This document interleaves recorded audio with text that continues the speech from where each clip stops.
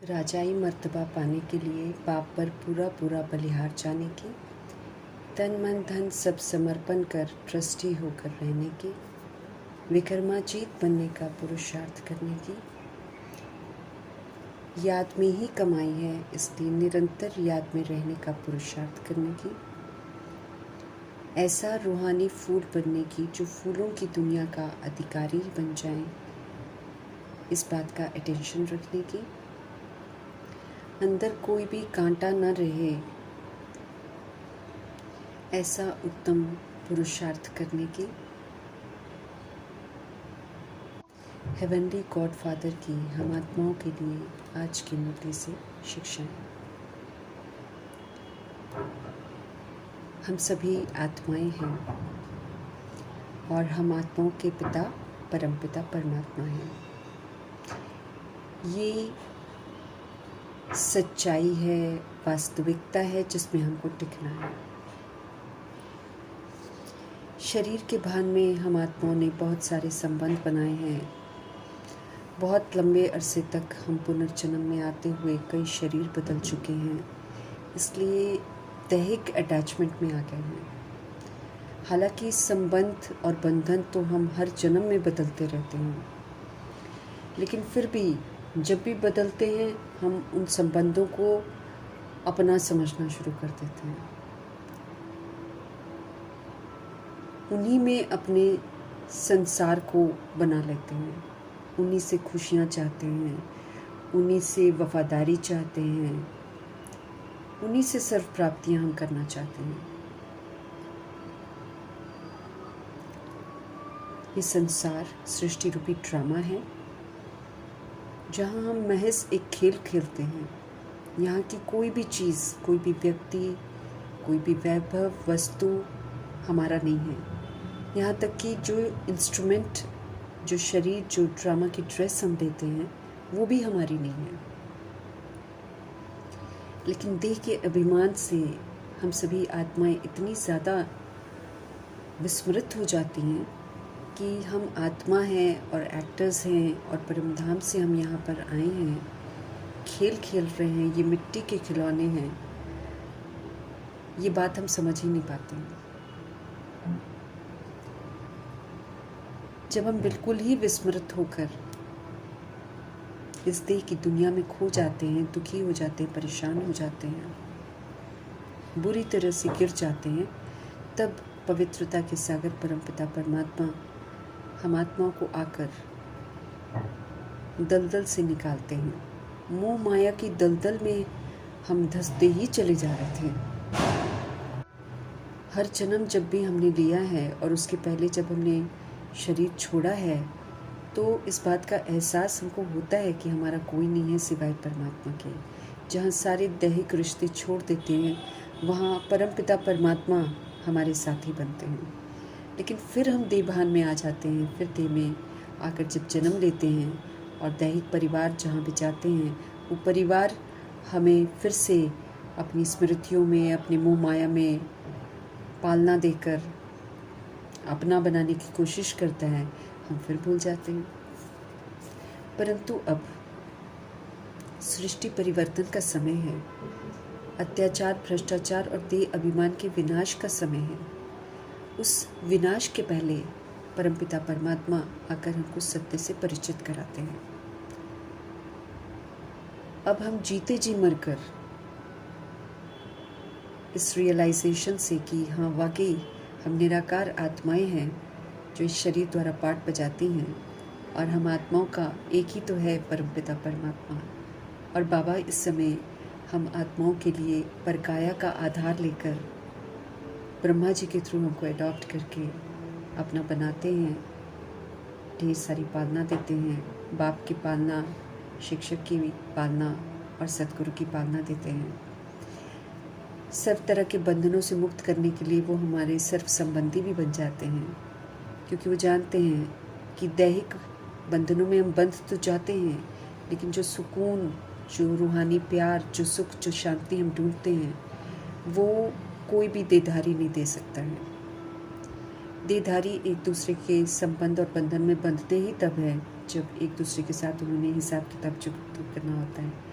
बाकी ये ऐसा नहीं होता कि वो कोई हमारे ज़रूरतों को पूरा करने के लिए हमारे साथ जुड़ते हैं, लेकिन देह अभिमान में हम इस गलत फहमी में रह जाते हैं। न हम किसी को सुकून पहुंचा सकते हैं, न कोई हमको सुकून पहुंचा सकता है, क्योंकि हम लिमिटेड हैं और हम जो हमारा अपना स्वधर्म और स्वरूप है उसकी चाहना हम दूसरे से करते हैं, और वो भी उससे जो देहधारी बनता है।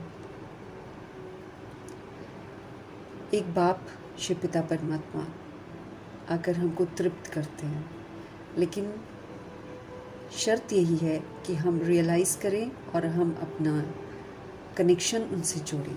अगर हम अपना कनेक्शन उनसे जोड़ते हैं तो हम चार्ज होते हैं, हमारा बुद्धि का ताला खुलता जाता है, हमें ज्ञान समझ में आना शुरू होता है, योग की अवस्था बढ़ती है, धारणाएं होती हैं, स्वस्थिति हमारी सुंदर होती है, स्व परिवर्तन से विश्व परिवर्तन का कार्य हम कर पाते हैं। तो हमें अब समझ मिलती है कि हमारे शिव बाबा ही हमारे सब कुछ है। तो वरदाता शिव बाबा हमको वरदान दे रहे हैं कि एक बाप में सारे संसार का अनुभव करो, और जो ये करते हैं उनको ये जो विनाशी दुनिया है, इस विनाशी दुनिया का जो बेहद का विस्तार है उससे वैराग हो जाएगा। उसको दिखाई देगा कि सब कुछ विनाशी है, ये एक मृग तृष्णा है। बेहद के वैरागी बनना है, तभी हम सत्युग का वर्षा कमा सकते हैं, तभी हम सर्व संबंध प्रभु के साथ बनाकर सर्व प्राप्तियां कर सकते हैं, सर्व अनुभूतियां कर सकते हैं। बेहद का वैराग बहुत ज़रूरी है। बाप दादा स्पष्ट करते हैं कि बेहद के वैरागी वही बन सकते हैं जो बाप को ही अपना संसार समझते हैं, बाबा से सर्व प्राप्तियां करते हैं, बाबा के साथ रहते हैं, बाबा को याद करते हैं, सर्व अनुभूतियां उनसे करते हैं। सुख चाहिए, प्यार चाहिए, जो कुछ चाहिए सब भगवान से मिलता है।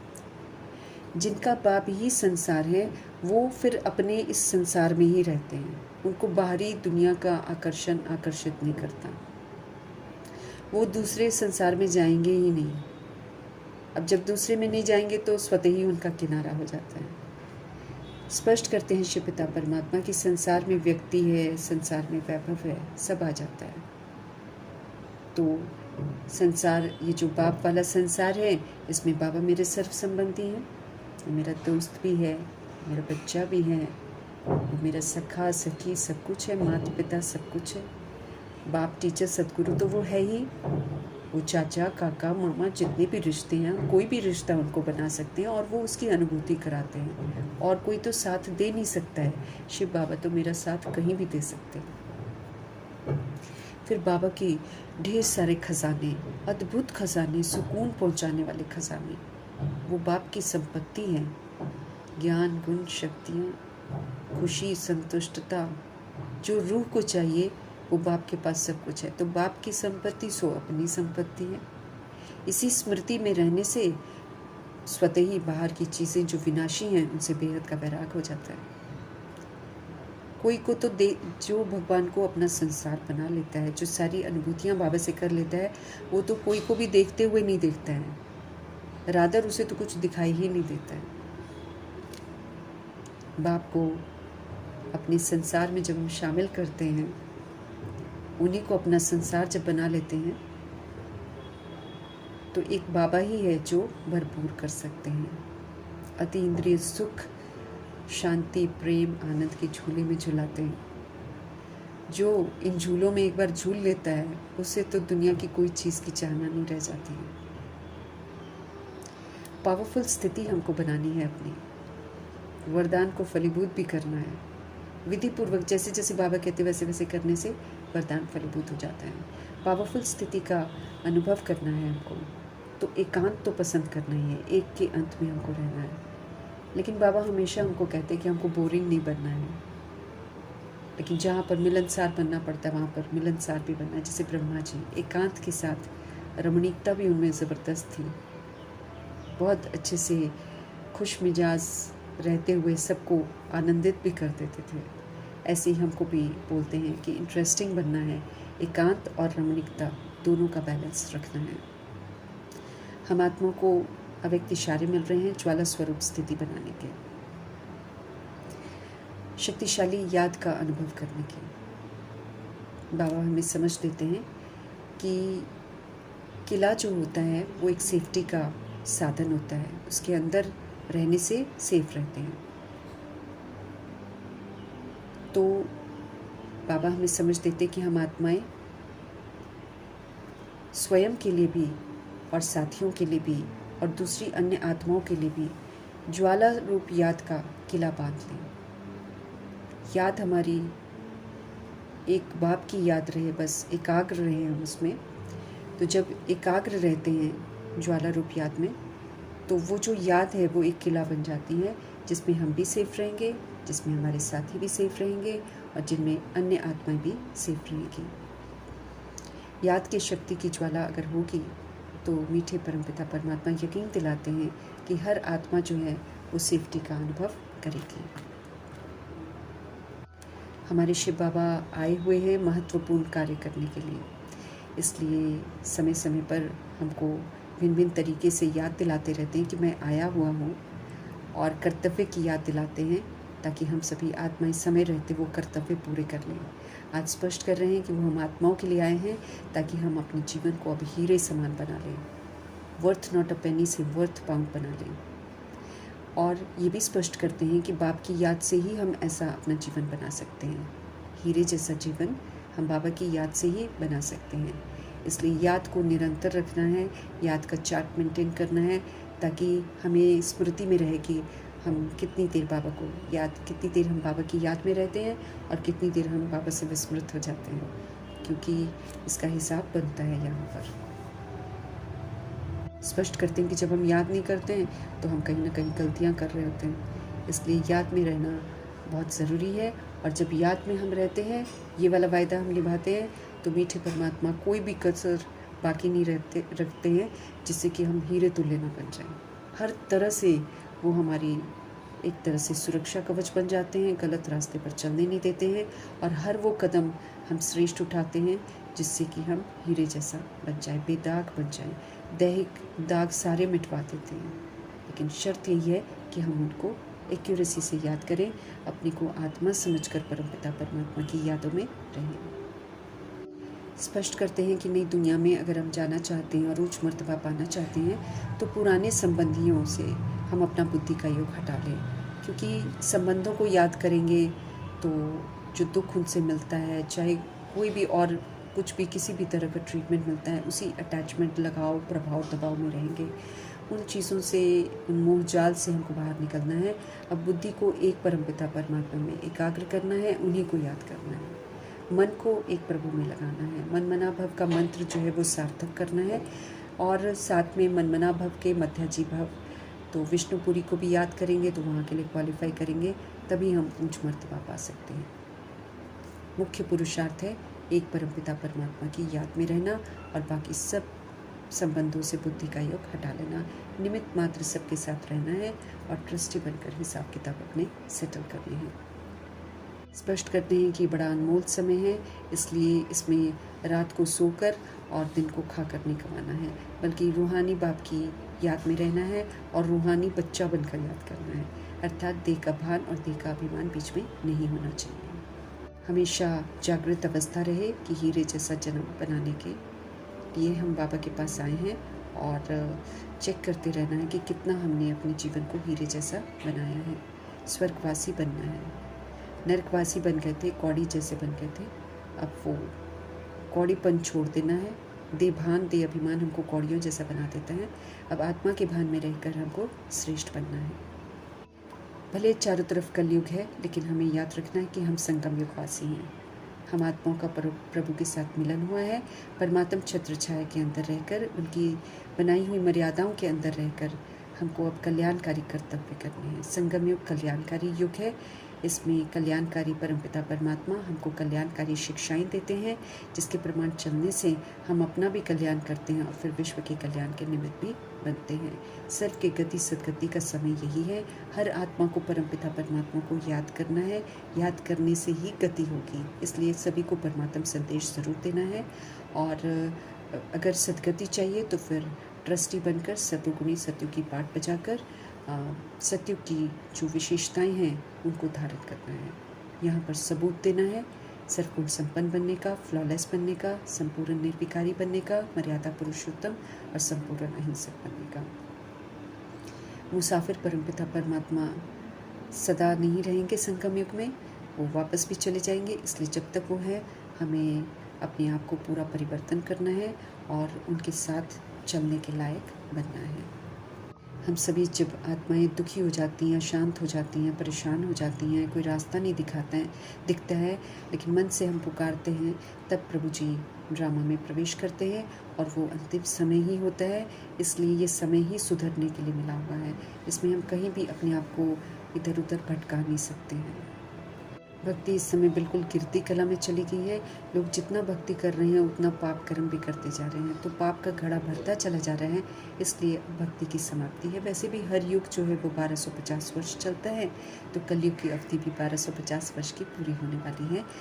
अब हमें वापस घर जाना है और फिर सतयुग की अवधि शुरू होगी 1250 की, लेकिन उसके लिए हमको क्वालिफाई करना है। तो समय है क्वालिफाई होने का, इसलिए सारा ध्यान अपने आप को उत्तम बनाने में लगाना है। ज़बरदस्त वर्षा है प्रभु का, स्वर्ग की बादशाही। सुख घनेरे हैं, दुख का नाम निशान नहीं है और सब कुछ वहाँ उपलब्ध है। ऐसा कुछ है ही नहीं जो कि ना उपलब्ध हो। तो प्रभु ने अद्भुत कार्य सृष्टि रूपी ड्रामा में आकर किए हैं। इसलिए 12 ज्योतिर्लिंगम शिव बाबा के मंदिर बने हुए हैं। प्राचीन ऊंचे ऊंचे मंदिर बने हुए हैं शिव बाबा के, उनके कर्तव्यों के आधार पर बने हुए हैं। शिव बाबा को महाकालेश्वर कहते हैं क्योंकि परम पिता परमात्मा शिव संगम युग में हम सभी से हमारे अविनाशी आत्मा होने का सत्य परिचय देकर मृत्यु अर्थात काल पर विजय दिलाते हैं। इसलिए उन्हें कालों का काल महाकालेश्वर कहते हैं। फिर उन्हें नागेश्वर कहते हैं। वो मनुष्य आत्माओं के जीवन से काम, क्रोध, लोभ, मोह, अहंकार रूपी विकारों के जहर को समाप्त करते हैं और आत्माओं को निर्विकारी बनाते हैं। नाग जहरीले विष का प्रतीक है, इसलिए परमात्मा को विषय वासना रूपी नाग से मुक्त कराने वाला नागेश्वर कहते हैं। फिर उनकी महिमा सोमनाथ के रूप में होती है। सोम अर्थात अमृत तथा सोमनाथ अर्थात अमृत पिलाने वाले। निराकार परमपिता परमात्मा शिव पुरुषोत्तम संगम युग में ज्ञान अमृत का पान कराते हैं। परिणाम स्वरूप सभी आत्माएं पवित्र बनकर जीवन में स्थायी सुख शांति प्राप्त करती हैं, इसलिए उन्हें सोमनाथ कहते हैं।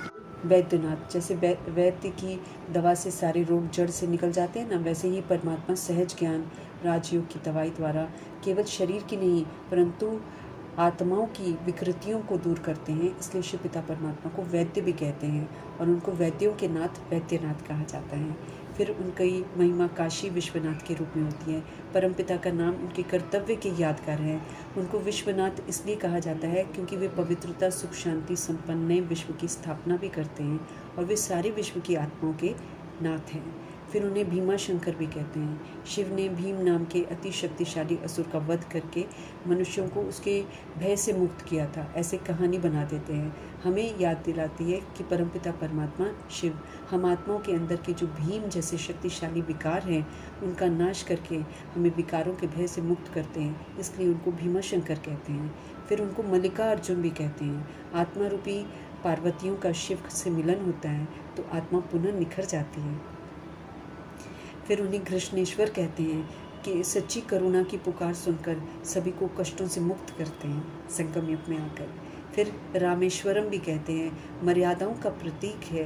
रामचंद्र के स्वामी शिव का प्रतीक है रामेश्वरम का यादगार।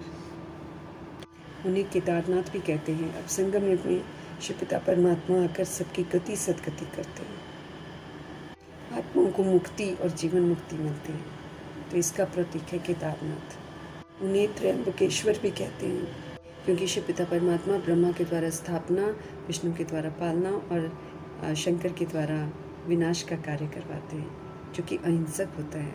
वो कभी हिंसा नहीं करवाते हैं, तो संगम युग में वो ऐसा कार्य करवाते हैं, इसलिए उनको त्र्यंबकेश्वर भी कहते हैं। उन्हें ओंकारेश्वर भी कहते हैं। पवित्रता का प्रतीक है। पवित्रता के सागर संगम युग में आकर सर्व आत्माओं को पवित्र बनाते हैं। ये ऊंचे कर्तव्य जो शिव बाबा करते हैं ये कोई भी नहीं कर सकता, इसलिए उनके यादगार में बहुत मंदिर बने हुए हैं और बड़ी ही श्रद्धा से आत्माएं पूजा करती हैं, लेकिन वो यथार्थ अर्थ नहीं जानती हैं। इसके अर्थ परमपिता परमात्मा स्वयं आकर स्पष्ट करते हैं। हम सभी आत्माएं बाबा के पास पूज्य देवता बनने के लिए आए हैं। ये भी हम आत्माओं को स्मृति दिलाते हैं ताकि हम दैवी गुणों को धारण करें और सत्यता और दिव्यता की सभ्यता को धारण करके उसका सबूत दें। आदि मध्य अंत की नॉलेज देकर बाबा सभी आत्माओं को निमंत्रण देते हैं कि स्वर्ग का मालिक कैसे बनते हैं। आकर यथार्थ रीति समझो और वर्षा प्राप्त करो। कोई भी आत्मा ये वर्षा ले सकती है, बशर्ते वो विधि पूर्वक पुरुषार्थ करे और फिर क्वालिफाई करे। हमें स्मृति दिलाते हैं बाबा कि हम सभी पूज्य थे, फिर हम पुजारी बने। अब समय आ गया है कि जो हम पुजारियों की महिमा करते हैं, वो महिमा, जो विशेषताएं हम वर्णन करते हैं, वो हम स्वयं में धारण करें। फूलों के बगीचे में जाना है तो हमें अपने अंदर से विकार रूपी कांटों को पूरी तरह निकालना है। और बहुत काल तक जब हम कांटों को यूज़ नहीं करेंगे और उसकी जगह हम दैवी गुणों को बहुत काल तक यूज़ करेंगे तो स्वतः ही ये कांटों से मुक्त हो जाएंगे। और जब दैवी गुण हमारे अंदर आ जाएंगे तब हम बाबा के फूलों के बगीचे में जा सकते हैं। फूलों का बगीचा अर्थात जन्नत, अर्थात स्वर्ग, जो बाबा गिफ्ट के रूप में उन आत्माओं को देते हैं जो स्वयं को कांटों से संपूर्ण मुक्त कर देती हैं। हमें अब समझ मिलती है कि जब भी हम देवभान में बोलते हैं, सोचते हैं, कर्म करते हैं तो हम आत्माओं को दुख देते हैं, एक दूसरे के साथ दुख का लेन देन करते हैं।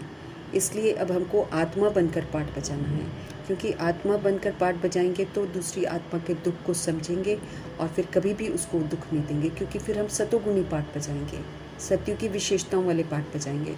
और सतुगुणी और सत्युगी पाठ से सभी आत्माओं को सुख मिलता है। गोल्डन एजेड दुनिया में जाना है तो शिव पिता परमात्मा की श्रीमत पर चलकर गोल्डन एजेड पुरुषार्थ करना है। ये बाबा बार बार हमको स्पष्ट करते रहते हैं। बाबा हमें किसी भी तरह के अंधकार में नहीं रखते हैं, हर बात एकदम क्लियर कर देते हैं। कलयुग और सतयुग में रात दिन का फ़र्क है।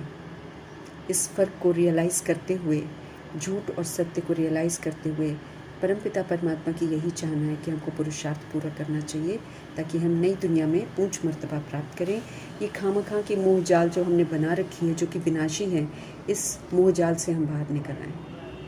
कलयुगी बंधन सारे दुखदायी हैं, इसलिए उनके साथ निमित्त मात्र निभाना है, लेकिन बुद्धि का योग परमपिता परमात्मा से लगा हुआ है। बंधन तो आज थोड़ा सा साथ देंगे, कल छोड़ देंगे, या अभी थोड़ा अच्छे से बात करेंगे, थोड़ी देर बाद गाली देंगे, लेकिन हमारे शिव पिता परमात्मा तो हमेशा प्यार करते हैं, प्यारी प्यारी बातें करते हैं, सुकून देते हैं और कितना ना हमारा ख्याल करते हैं, हमको सुधारते हैं, सही रास्ते पर लेकर जाते हैं। तो हमें प्रभु जी के साथ ही रहना है, एक माशूक के साथ सच्ची आशिकी करनी है। हमें सच्चा रूहानी आशिक बनना है, क्योंकि इस समय हमको सच्चा रूहानी माशूक मिला है।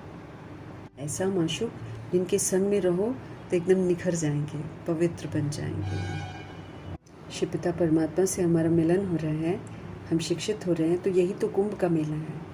इसी कुंभ के मेले का पूरा पूरा आनंद लेना है, जंगली नहीं बनना है। बाबा कहते हैं निर्विकारी दुनिया में जाना है, पवित्र दुनिया में जाना है, तो यहाँ पर पवित्र ज़रूर बनना है। पवित्रता के संस्कार यहीं पर बनाने हैं। मना हेवन की जितनी विशेषताएं हैं वो प्रैक्टिकल में हमको यहाँ पर धारण करनी है। याद में रहकर 63 जन्म जो अज्ञानता में मैंने पाप कर्म किए हैं उनको विनाश करना है। नया कोई पाप कर्म नहीं हो, इसके लिए मुझे हमेशा बाबा की यादों में रहना है। मना कोई भी कर्म कर रहे हैं, बाबा मेरे साथ हो, मतलब उनको अपनी ज़िंदगी का ऐसा हिस्सा बना लेना है कि उनको अलग ही नहीं करना है। जितना हम बाबा की याद में रहेंगे उतना हम सच्ची कमाई करेंगे, तो कमाई में घाटा बिल्कुल नहीं डालना है। हमें विष्णुपुरी में चलना है तो फॉलो फादर ज़रूर करना है। ब्रह्मचर्य के साथ ब्रह्मचारी भी बनना है। शिव बाबा हमें समुख समझा रहे हैं, हमें तो बहुत खुशी होनी चाहिए। जब खुशी का नशा नहीं चढ़ता है ना तो हमारे शिव बाबा को खुशी का नशा चढ़ाना पड़ता है। ऊंची पढ़ाई है, पढ़ाने वाले बहुत ऊंचे तो ऊंचे हैं, ऊंची मंजिल है, इसलिए ऊंचा पुरुषार्थ करना है ताकि हम ऊंचे इम्तिहान में पास हो जाएं। इम्तिहान भी ज़बरदस्त होना है और ज़बरदस्त इम्तिहान में पास होने वाले पास विद ऑनर की डिग्री प्राप्त करते हैं और फिर इज़्ज़त से घर वापस जाते हैं। चरित्र से हम सब कंगाल हो गए थे, धनवान बना रहे हैं बाबा, तो सारा ध्यान हमको धनवान बनने में लगाना है। सच्चे सच्चे बाबा पर पूरा पूरा बलिहार जाना है। 21 जन्मों की ज़बरदस्त बादशाही है। तो तन मन धन संबंध संपर्क सब संकल्प बोल कर हम सब बलिहार कर देनी है, बाबा के डायरेक्शन पर चलना है और ट्रस्टी होकर रहना है। किसी भी चीज़ को अपना नहीं समझना है, बाबा ने संभालने के लिए दिया है, सब बाबा की अमानत है। इस दृष्टि वृत्ति से सबको संभालना है। हम सभी बाबा के पूरे बने, दिल से सरेंडर करना है। जो भी हम करें याद में करें, फिर हमसे कभी भी गलती नहीं होगी। इस बात का ध्यान भी हमको खिंचवाते हैं। स्पष्ट करते हैं बाबा कि योग के बल से ही हम विक्रमाजीत बनेंगे, अर्थात फिर हम कोई विक्रम नहीं करेंगे, विक्रमों पर जीत हासिल कर लेंगे और पास्ट के विक्रम भी मेरे विनाश हो जाएंगे। योग के बल से ही हम चार्ज होंगे, योग के बल से ही धारणाएं होंगी, योग के बल से ही हम स्व परिवर्तन से विश्व परिवर्तन करने लायक बनेंगे। इसीलिए बाबा से ही कनेक्टेड रहना है। याद ही हमें इतना काबिल बना देगी, ऐसा फ्लॉलेस बेदाग हीरा बना देगी कि हम विश्व का मालिक बन जाएंगे। हम आत्मा को रूहानी फूल बनाकर फूलों की दुनिया का अधिकारी बनाने वाले शिव पिता परमात्मा जी का